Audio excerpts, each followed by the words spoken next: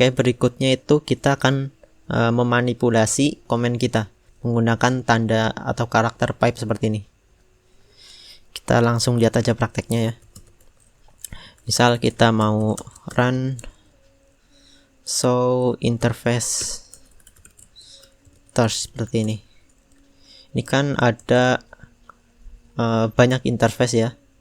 Kita bisa memanipulasi hasil dari komen ini. Jadi misal kita ingin mencari yang namanya interface loopback 0 ya. Jadi kita hanya ingin yang tampil itu interface loopback 0.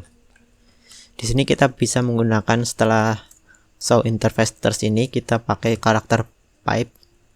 Kemudian kita coba lihat apa saja yang bisa dilakukan. Di sini ada count, display, accept, find, hold dan lain-lain ya.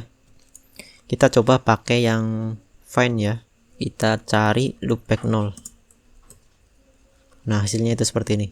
Jadi yang ditampilkan itu dari interface loopback 0 ke bawah ya.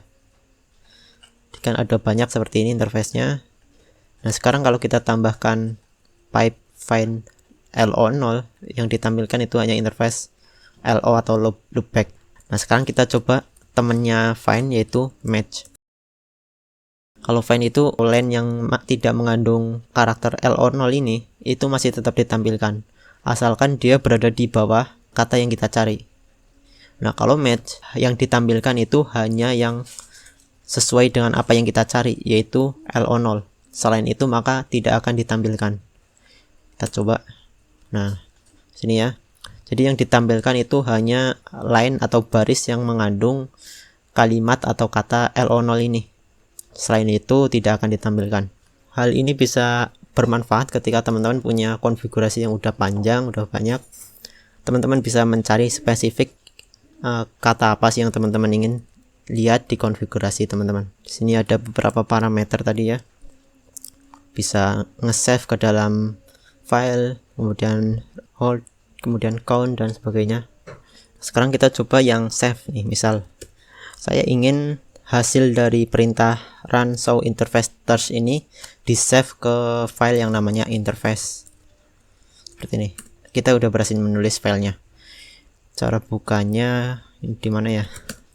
Kita coba ke Unix shell aja. File interface. Nah, ini.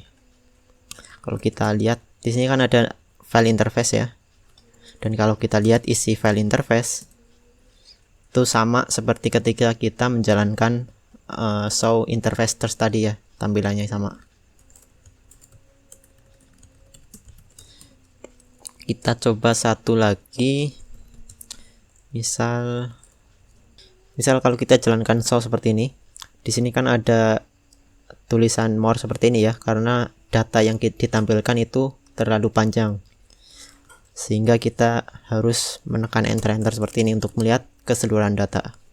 Kita bisa menggunakan pipe kemudian no more untuk langsung melihat semua datanya. Nah, seperti ini. Jadi data itu langsung ditampilkan semuanya tanpa dipisah-pisah atau dipotong oleh tulisan more tadi.